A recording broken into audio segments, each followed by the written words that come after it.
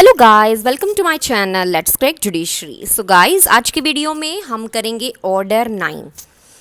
इससे पहले हमने रिटन स्टेटमेंट, डिफरेंसेस वगैरह उनके, काउंटर क्लेम और सेट ऑफ लीगल और इक्विटेबल के किए हैं।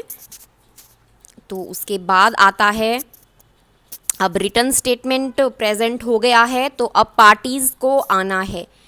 ठीक है, तो इस ऑर्डर में पार्टी का आना और अगर नहीं आती है तो क्या कंसीक्वेंस होंगे, ये डील करता है ऑर्डर 9। ठीक है, तो appearance of parties and consequence of non appearance. चलिए रूल 1 को लेते हैं। Parties to appear on day fixed in summons for defendant to appear and answer. ये कहता है कि जो भी डे फिक्स किया गया है, जो सम्मन भेजे गए हैं डिफेंडेंट के लिए अपीयर होने के लिए, तो वो आएगा, पार्टीज आएंगी, यानी कि प्लेंटिफ भी और डिफेंडेंट भी, जो भी डेट फिक्स की गई है उसमें।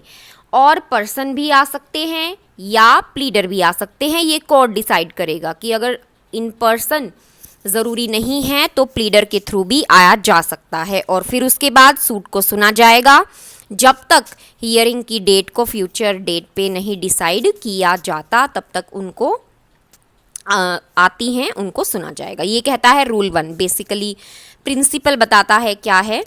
उसके बाद रूल 2 बात करता है dismissal of suit where summons not served in consequence of plaintiff's failure to pay cost.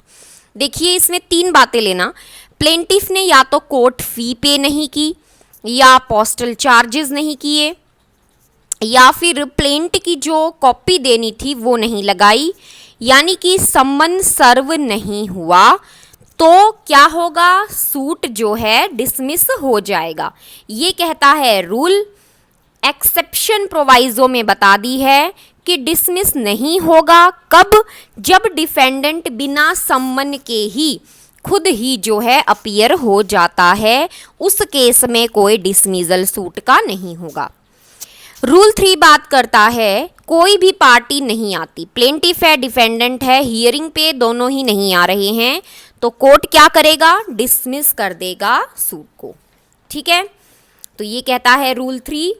Rule 4 देखिए, रूल 4 रिलेटेड है रूल 2 और 3 से, यानी कि जब सूट डिसमिस हो गया है रूल 2 में या रूल 3 में, तो प्लेंटिफ जो है फ्रेश सूट ला सकता है, ध्यान रखिएगा, सेम कोज ऑफ एक्शन पे भी।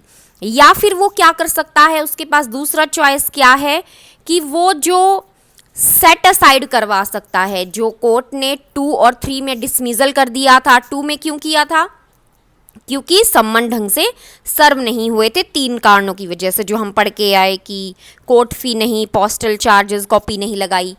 और रूल 3 में तो दोनों ही पार्टी नहीं आई थी, तो उस केस में डिसमिजल हो गया, अब उसको सेट असाइड करवा सकता है।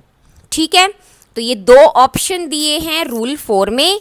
और उसके बाद क्या करेगा, ये दोनों होने के बाद कोर्ट जो है आगे की हियरिंग के लिए डेट फिक्स कर देगा। रूल 5 में बात करता है dismissal of suit where plaintiff after summons returns unserved fails for 7 days to apply for fresh summons. देखिए क्या कहता है, चार्ट से समझिएगा। सबसे पहले कहता है सपोज सम्मन सर्व नहीं हुए थे। ठीक है, प्लेंटिफ ने सपोज सम्मन सर्व नहीं किए, उसके बाद 7 दिन बीत गए। ये टाइम दिया गया था कोर्ट द्वारा कि भाई आप इन 7 दिनों के अंदर फ्रेश सम्मन अप्लाई कर दें। 7 दिन बीत गए, प्लेंटिफ ने फ्रेश समन के लिए अप्लाई नहीं किया, तो क्या होगा, सूट डिसमिस हो जाएगा। ठीक है, अब एक्सेप्शन है, या फिर कोर्ट एक्सटेंड करवा सकता है टाइम। इसका मतलब है, यानी कि जो एक्सेप्शन लिखी है उसका ये मतलब है कि कोर्ट कर सकता है एक्सटेंड टाइम, किस चीज के लिए, कि आप दोबारा समन भेज सकें। ठीक है, क्या कह रहा है देखिए, प्लेंटिफ अगर ये बता दे कि उसने काफ़ी ज़्यादा कोशिश की थी कि जो डिफेंडेंट है उसका रेसिडेंस मिले, लेकिन मिला नहीं, या फिर उसने सर्व करने की कोशिश तो की लेकिन डिफेंडेंट जो है सम्मन को अवॉइड करता रहा, या फिर कोई और सफिशिएंट कोज दे दे, तो कोर्ट क्या करेगी, एक्सटेंड कर सकती है टाइम को इन तीनों ही सिचुएशन में। और सेकंड बात करता है कि इस केसेस में क्या होगा, प्लेंटिफ जो है फ्रेश सूट ला सकता है। किन केसेस में, ऊपर वाले केसेस में, यानी कि सम्मन सर्व नहीं हुआ, 7 दिन बीत गए थे, अब ये एप्लीकेशन ना डालकर एक्सटेंशन की वो फ्रेश सूट ला सकता है, ये कहता है सबसेक्शन 2। ठीक है, ध्यान से कीजिएगा इनको। उसके बाद आता है हमारा रूल नंबर 6। ये कहता है procedure when only plaintiff appears. अब प्लेंटिफ आएगा बस, यानी कि फर्स्ट में कहता है प्लेंटिफ आया और डिफेंडेंट नहीं आया। ये देखिए मैंने ऊपर लिखा हुआ है। तो दो चीजें हैं कि सम्मन सर्व हुए थे, ठीक है, प्लेंटिफ आ गया, सम्मन सर्व हुए थे या सम्मन नहीं सर्व हुए थे। तो सम्मन अगर सर्व हो जाते हैं तो एक्स पार्टे का ऑर्डर आ जाएगा, यानी कि कोर्ट बिना डिफेंडेंट को सुने, क्योंकि वो तो आया ही नहीं, एक्स पार्टे का ऑर्डर डिक्री पास हो जाएगी। ठीक है, बी में कहता है सम्मन सर्व ही नहीं हुए तो कोर्ट कहेगा जो प्लेंटिफ आया है कि भाई आप दूसरे सम्मन जो हैं इशू करें। ठीक है, तो ये दो चीजें हैं 1 में।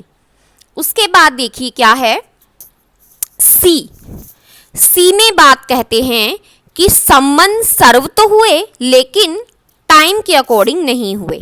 ठीक है, 1 में 3 चीजें हैं, समन सर्व, समन नॉट सर्व और नॉट इन ड्यू टाइम। तो कोर्ट क्या करेगा, पोस्टपोन कर देगा हियरिंग को for a future day to be fixed by court.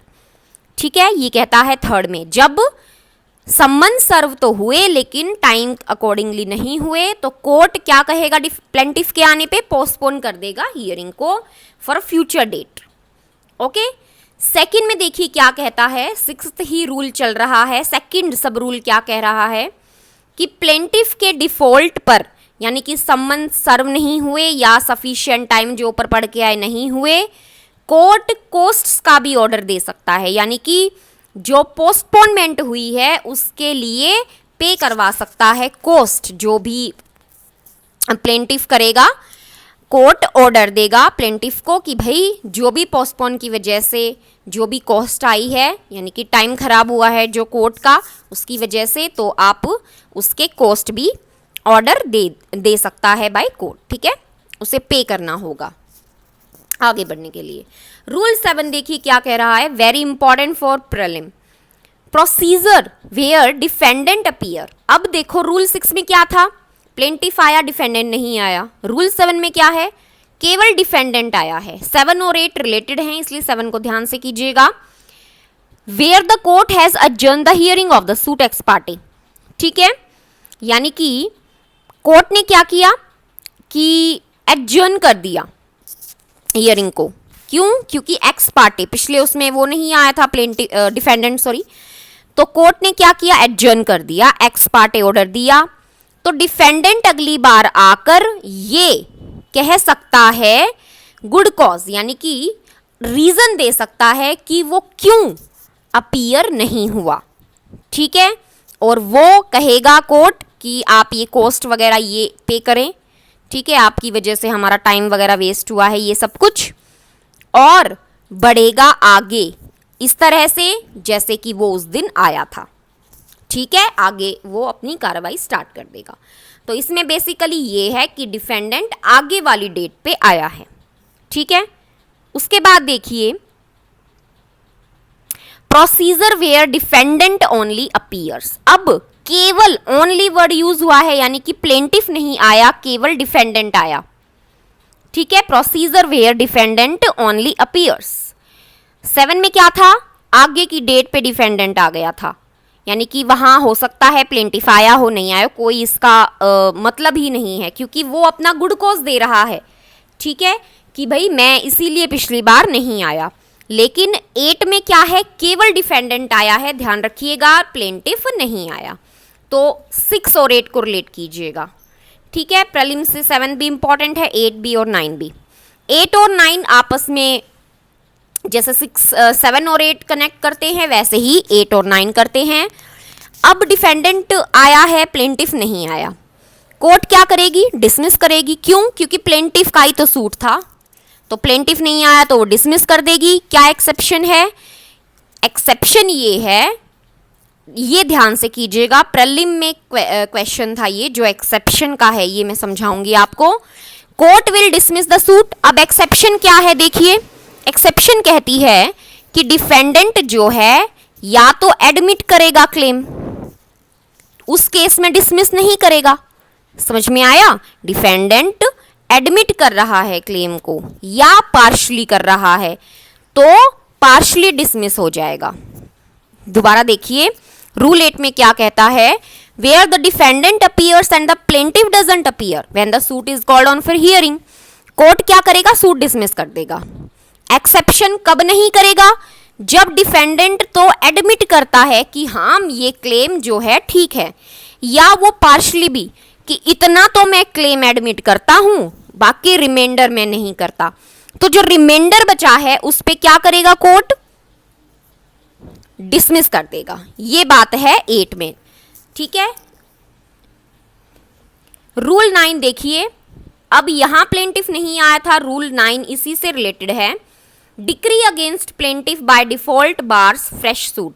ध्यान दीजिएगा, हमने रूल 5 में किया, सॉरी रूल 4 में किया कि रूल 2, 3 जब हुए तो प्लेंटिफ जो है वो सेट असाइड के लिए डाल सकता है, या बार नहीं होता है आप फ्रेश सूट डाल सकते हैं। रूल 9 बार करता है। प्रीलिम का क्वेश्चन बनता है, रूल 9 में बार हो जाएगा फ्रेश सूट, यानी कि where a suit is wholly और पार्शली डिसमिस। होली और पार्शली क्यों? एक्सेप्शन में। यहां पे क्या हुआ था? एडमिट हुआ था क्लेम, यहां पे पार्शली, तो होली और पार्शली हुआ। ओके, रूल 9 में क्या होगा? होली पार्शली जो यहां डिसमिस हुआ था, plaintiff can't bring fresh suit as like in rule 4। यहां पे अब फ्रेश सूट प्लेंटिफ नहीं ला सकता उसी कोज ऑफ एक्शन पे। प्रीलिम का क्वेश्चन बनता है, ध्यान रखिएगा। लेकिन but apply for set aside of dismissal, लेकिन सेट असाइड की एप्लीकेशन रूल 9 में डाली जा सकती है, लेकिन रूल 8 में जो है डिसमिस जो हुआ था उसी कोज ऑफ एक्शन पे दोबारा सूट आप नहीं ला सकते। By whom? By plaintiff. But apply for set aside of dismissal, लेकिन आप डिसमिजल का जो है सेट असाइड वो कर सकते हैं। Rule 1 very important for prelim as well as for mains. So second बात करता है, notice on opposite party should be served, कि जो एप्लीकेशन का नोटिस है वो दूसरी पार्टी पे जरूर सर्व होगा। किस चीज का? यानी कि ऊपर जो भी ऑर्डर देंगे कि सेट असाइड, जैसे एप्लीकेशन डाली, ठीक है, जैसे हमने कहा कि फ्रेश सूट नहीं ला सकते लेकिन सेट असाइड करवा सकते हैं डिसमिजल को। अब जब सेट असाइड चलेगा डिसमिजल का तो वो कोर्ट सुनेगी, तो कोर्ट वहां पे सेट असाइड भी कर सकती है प्लेंटिफ को सुन के। तो वो नोटिस जो भी ऑर्डर देगी वो अपोजिट पार्टी डिफेंडेंट को सर्व होगा। ये कहता है rule 9। Rule 7, 8, 9 are very important for prelim. Rule 10 बात करता है, procedure in cases of non attendance of one और मोर ऑफ सेवरल प्लेंटिफ्स। यानी कि देखिए 10, 11, 12 में क्या है, तीनों रिलेट कर रहे हैं, कुछ नहीं, कुछ खास बात नहीं है इनमें। ये कहता है कि मान लो एक से ज़्यादा प्लेंटिफ थे और उनमें से एक नहीं आया, या 6 थे, एक नहीं आया, 2 नहीं आया, 5 नहीं आई, इतने नहीं आए, ठीक है, 1 या और मोर लिखा है ऑफ सेवरल प्लेंटिफ, तो परमिशन मिल सकती है वहां पे प्रोसीड करने की। कोर्ट ऐसे सुनेगी जैसे सारे प्लेंटिफ वहां पे कोर्ट में आए थे, ठीक है। ये बात करता है rule 10, where there are more plaintiff than one and one or more of them appear and other do not, the court may permit the suit to proceed in the same way as if all the plaintiffs had appeared or make such order as they thinks fit। और rule 11 में आप replace कीजिएगा defendant को plaintiff से, और वहां पे फिर क्या होगा, प्रोनाउंस करेगी जजमेंट अगर एक या उससे ज्यादा नहीं आए, जैसे कि ऐसे जजमेंट पास होगा जैसे कि सभी आए थे, ठीक है। तो ये हो गया रूल 11। रूल 12 देखिए क्या कह रहा है। रूल 12 कहता है, consequence of non attendance without sufficient cause shown यानी कि आप जो अपनी आप आए नहीं उसका सफिशिएंट कोज नहीं बता पाते, ठीक है, कि मैं क्यों नॉन अपीयर था पिछली बार। तो पार्टी जो है, बाकी जो पार्टी आएंगी प्लेंटिफ और डिफेंडेंट दोनों की, तो उनमें रूल 10 और 11 जो ऊपर हम पढ़ के आए वो अप्लाई हो जाएंगे। यानी कि क्या होगा, प्रोसीड किया जाएगा। जो प्लेंटिफ नहीं आए, उन्होंने सफिशिएंट कोज नहीं दिया, तो उनके खिलाफ भी कार्रवाई हो सकती, डिफेंडेंट के तो अगेंस्ट में, और प्लेंटिफ के जो केस है उसको आगे परमिशन मिल जाएगी प्रोसीड करने की। क्यों? क्योंकि उन्होंने सफिशिएंट कोज नहीं दिया था, ठीक है। उसके बाद है rule 13, very important, very very important, mark कर लेना रूल 13 को। Setting aside decree x Partey against defendants, यानी कि डिफेंडेंट के खिलाफ एक्स पार्टे डिक्री, ध्यान रखिएगा हमने रूल 7 पढ़ा, ठीक है, जब डिफेंडेंट आ गया था, क्योंकि रूल 6 में केवल प्लेंटिफ आया था, और अब क्या है, कौन आया, केवल डिफेंडेंट, सॉरी यहाँ पे प्लेंटिफ आया रूल 6 में, और हमने 7 में क्या किया था कि वो दोबारा आ जाता है अगली हियरिंग पे और सफिशिएंट रीज़न दे देता है कि भाई मैं ऐसे ऐसे नहीं आ पाया था, तो आगे की जो कोर्ट है वो सुनवाई कर सकता है, ठीक है। ये हमने 7 में किया था। लेकिन अब आगे रूल 13 बात करता है डिक्री की, ध्यान रखिएगा, कंफ्यूज नहीं होना है, यहाँ वो सेट असाइड करवाएगा डिक्री, ना कि कोई आगे प्रोसीडिंग, ठीक है। 7 और 13 को ये डिफरेंस मान के चलना, 7 में डिक्री की बात नहीं कर रहा है, वो केवल प्रोसीड हियरिंग की आगे की डेट की बात करता है। 13 में बात करती हैं डिक्री की, कि अब डिफेंडेंट के खिलाफ एक्स पार्टे ऑर्डर हुआ और उन्होंने सेटिंग असाइड करवाने के लिए एप्लीकेशन डाला। तो क्या कहता है रूल 13, मैंने बेसिकली आपको इंट्रो बता दिया इसका, कि अब डिक्री पास हुई है डिफेंडेंट के खिलाफ x Partey because of obviously non appearance, ठीक है। अब वो अप्लाई करता है सेट असाइड के लिए, कौन, डिफेंडेंट, कि भैया समन सर्व नहीं हुए, या फिर एक सफिशिएंट कोज देता है कि वो प्रिवेंट किया गया, ठीक है, तो ये फ्रॉम अपीयरिंग, तो ये 2 रीजन वो देगा, और वर्ड है यानी कि दोनों में से कोई भी दे सकता है। तो कोर्ट क्या करेगी, सेट असाइड कर देगी, क्या, डिक्री को, ठीक है। मेन रूल है ये। प्रोवाइडेड देखिए वेरी इंपॉर्टेंट है, प्रोवाइडेड और सारी जो एक्सप्लेनेशन है, प्रोवाइडेड कहता है decree if can't set aside alone, यानी कि अगर मान लो एक से ज्यादा डिफेंडेंट्स हैं और एक ने एप्लीकेशन डाला था सेट असाइड का, तो क्या होगा, एक के खिलाफ वो हो ही नहीं सकती, डिक्री ऐसी है, तो सबके खिलाफ जो है सबके लिए जो है सेट असाइड हो जाएगी, ठीक है।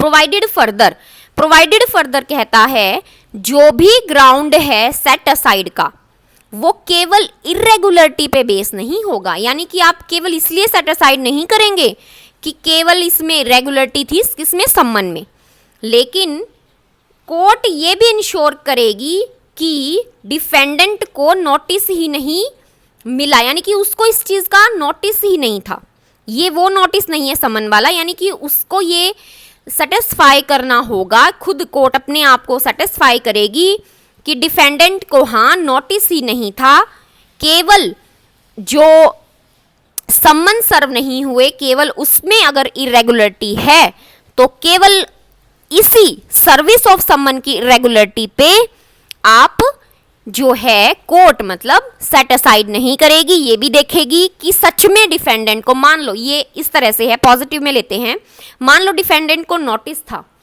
कि हाँ भाई आपको जो है इस तरह से हियरिंग पे जाना है, ठीक है, और आप गए नहीं, और आप ये कह रहे हैं कि भाई मुझे तो सम्मन सर्व नहीं हुआ, तो वो रेस्क्यू करने के लिए प्रोवाइडेड फर्दर है कि भाई आप ये ग्राउंड नहीं ले सकते।